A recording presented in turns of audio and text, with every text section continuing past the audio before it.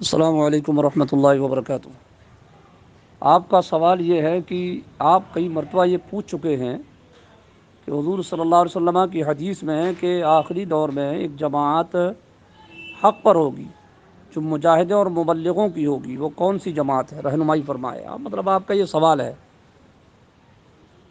اب ہمیں آپ پہلے یہ بتائیں کہ آخر یہ آپ نے کون سی حدیث شریف میں پڑھا ہے، اور حدیث شریف بھی جب بتائیں آپ پہلے کہ حضور نے کون سی حدیث میں یہ فرمایا ہے کہ مجاہدوں اور مبلغوں کی جماعت ہوگی، اور آخری جماعت زمانے میں وہ حق پر ہوگی، مبلغوں کی اور مجاہدوں کی جماعت ہوگی۔ پہلے آپ نے حدیث کا حوالہ دیا ہے تو آپ کو معلوم ہوگا کہ حدیث کہاں ہے، اس حدیث کو بھی پہنچائیں آپ، ذرا حدیث شریف کو بھی پہنچائیں آپ، تاکہ دیکھا جائے کہ آخر کون سی حدیث ہے، کہاں کی ہے، آگے پیچھے اس کا سیاق و سباق ہے کیا۔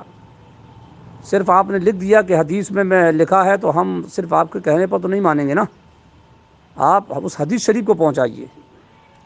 اور دوسری بات یہ کہ رسول پاک صلی اللہ علیہ وسلم نے یہ ضرور فرمایا ہے کہ بنی اسرائیل میں 72 فرقے ہو گئے تھے، میری امت میں 73 فرقے ہوں گے، ان میں سے 72 فرقے میری امت کے گمراہ ہوں گے، ایک فرقہ جنتی ہوگا۔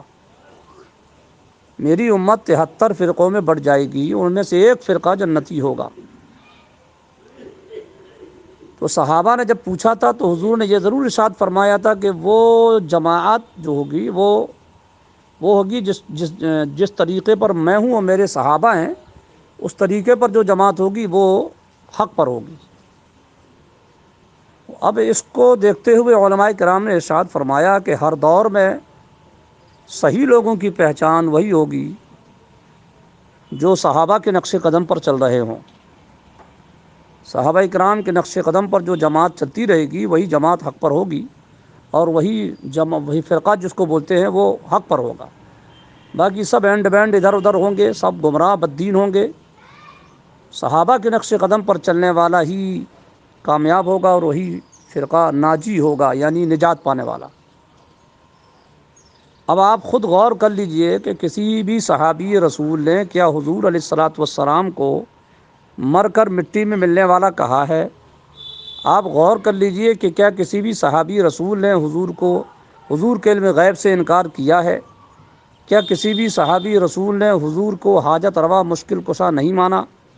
کیا کسی صحابی رسول نے حضور صلی اللہ تعالی علیہ وسلم کو مختار کل نہیں مانا؟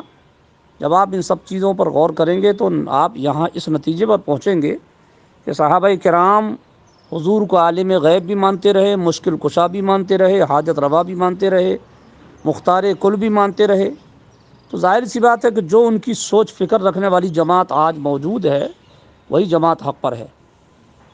اگر آپ تھوڑا بہت بھی غور کریں گے تو سمجھ لیں گے کہ آخر اس دور میں بہت سی جماعتیں ہیں، ان جماعت میں وہ صحابہ کا نظریہ کس کے پاس ہے، صحابہ کا نظریہ اور صحابہ کا طریقہ کس جماعت کے پاس ہے۔ نماز روزہ حج زکوٰۃ اور عبادات یہ تو اپنی جگہ پر ہے، عقائد میں بھی، یعنی آج بہت سی جماعت آپ کو جو ملیں گی وہ نماز روزے میں تو صحابہ کے نقش قدم پر بہت سی مل جائیں گی، مگر یہاں صرف اعمال نہیں دیکھنا ہے، عقائد اور اعمال، یعنی صحابہ کے عقائد بھی اپنائیں وہ، اور صحابہ کے اعمال کو بھی اپنائیں۔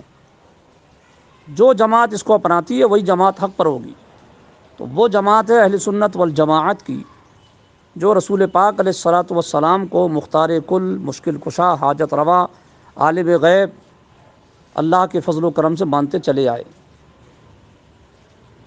یہ ہے حدیث پاک میں کہ میری امت 73 فرقے میں بٹ جائے گی، ان میں سے ایک فرقہ جنتی ہوگا، اور وہ فرقہ وہ ہوگا جو میرے اور میرے صحابہ کے نقش قدم پر چلے گا۔ ہم نے تو آج تک یہ حدیث شریف نہیں پڑھی ہے جو آپ نے بتائی ہے کہ آخری زمانے میں ایک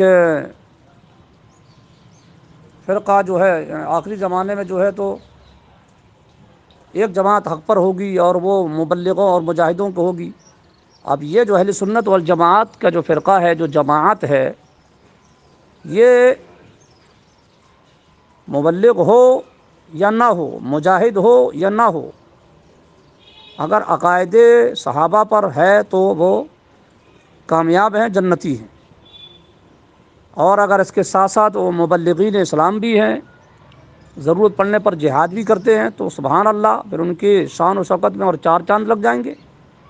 مگر ایسا تو نہیں ہے کہ جو لوگ حق پر ہوں ان کا مبلغ ہونا ضروری ہو، جو لوگ جنتی ہوں ان کا مبلغ اور ان کا مجاہد ہونا ضروری ہو، ایسا نہیں ہے۔ مجاہد ہونا، مبلغ ہونا یقیناً اچھا عمل ہے، کام ہے، مگر ایسا نہیں ہے کہ جو یہ نہ ہو وہ جماعت حق پر نہ ہو۔